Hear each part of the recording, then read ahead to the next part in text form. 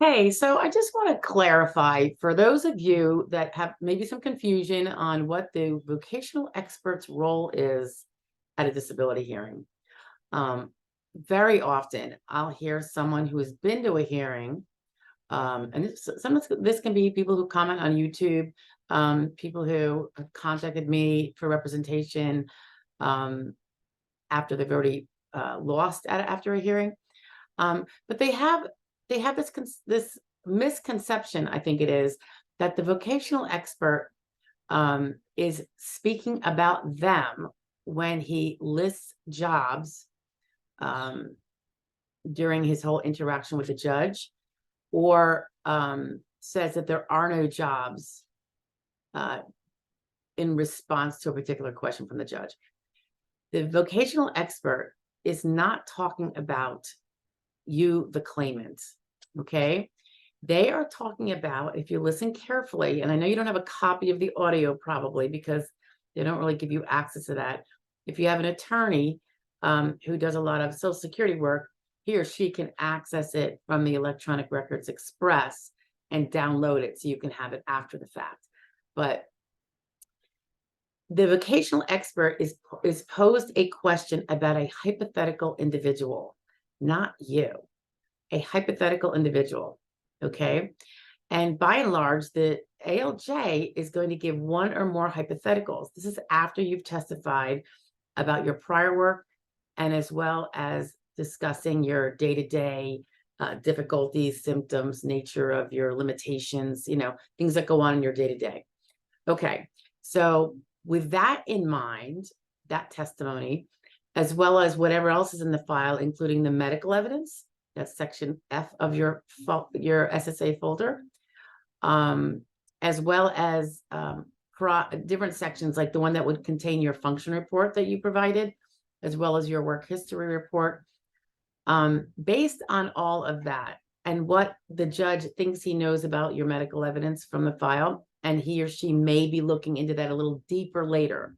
And because he may not, he might want to be giving him or herself more time to delve into it more thoroughly after they hear your testimony about your symptoms. He might have one or more hypotheticals to give the vocational expert. So when the first one he gives, hypothetical number one, tends to be the broadest, the least limited hypothetical person. And then the vocational expert will say, well, that person, so what basically what the judge will be saying is, if there's a hypothetical person with the same age, education, and experience as this claimant, so it's not you, but it's someone with the same age, education, and experience who is limited to light work and should never be on scaffolds, ladders, and ramps, should further only have occasional interaction with the public and coworkers and supervisors. I'm just throwing out whatever. Is there any, can that individual, that hypothetical individual, do the prior work of the claimant? And the vocational expert will say yes or no. If he says yes,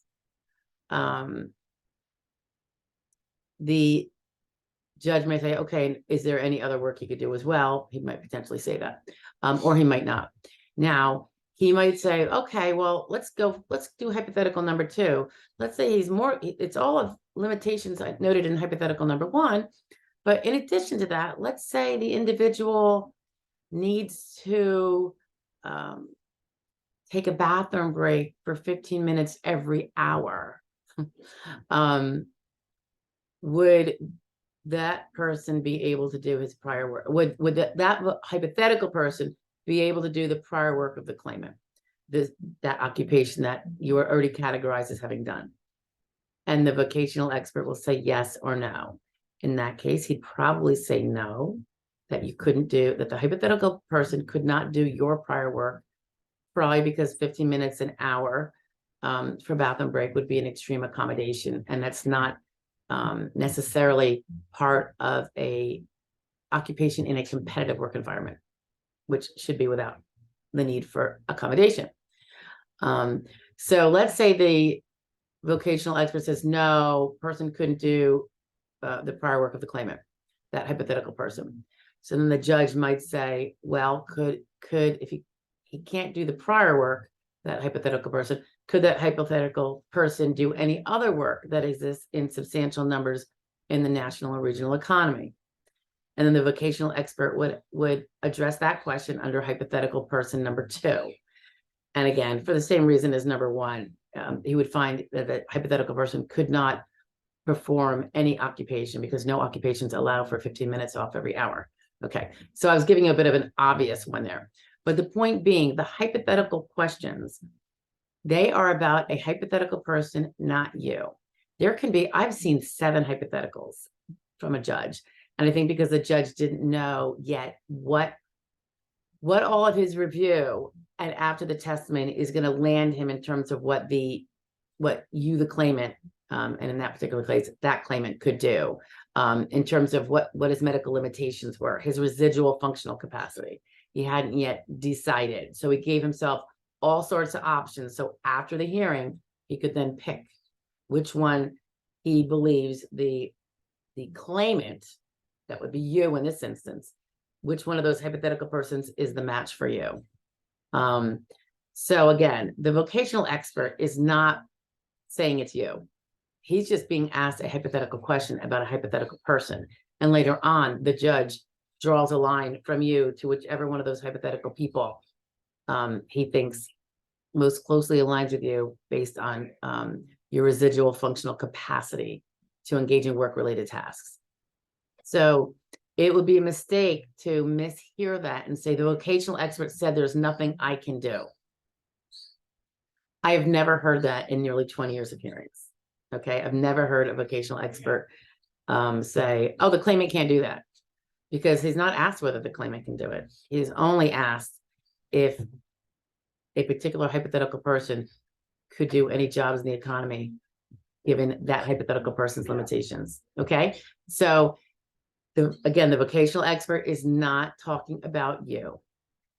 Later on, the judge will decide if you equal that hypothetical person, in which case, whatever the vocational expert said, most likely is going to be the result of whether you can do work or not do work. But at the time it's going on, the vocational expert is only talking about the hypothetical person. Okay. I know some people have had 3 hypotheticals in their case, and then the last one, they tend to get more restrictive. So sometimes by the end, the hypothetical is no jobs, which is great. At least you have a hypothetical with no jobs. And they then believe that's the end of the story. They won their case. But no, because the judge picked hypothetical number 1 or hypothetical number 2 as being the residual functional capacity of you, the claimant, and then found you not disabled.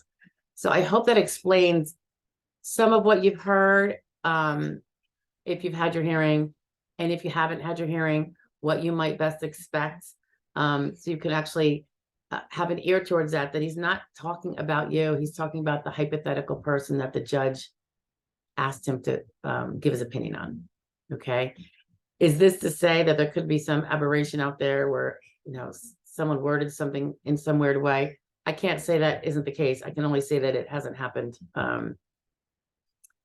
in my cases, in any of my hearings over the years. So, but again, the judge has to decide at some point which residual functional capacity, the hypothetical person, fits you, and that will generally be your answer. That's why you don't generally know the answer at the hearing. There are some more rare instances where the judge shares with us in one way or another what the result is going to be if it's positive. If it's negative, they tend to be extremely mum. But they're extremely mum on most of the wins too, because they really do want to be thorough, and they do want to make sure they give consideration to the testimony. They review the evidence again now that they've heard the testimony, because your testimony might be different than any other statement you put forth in the case. You might be saying things that exceed what you said in your function report, which could have been 2 years ago.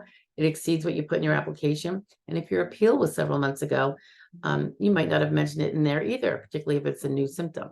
So by and large, they will always give it a little more time to be as thorough as they can, I believe, and make sure that they are very comfortable with the decision they make one way or another. Okay. So vocational experts, not talking about you, talking about a hypothetical person, or 2 or 3 or 4 or 5. All right.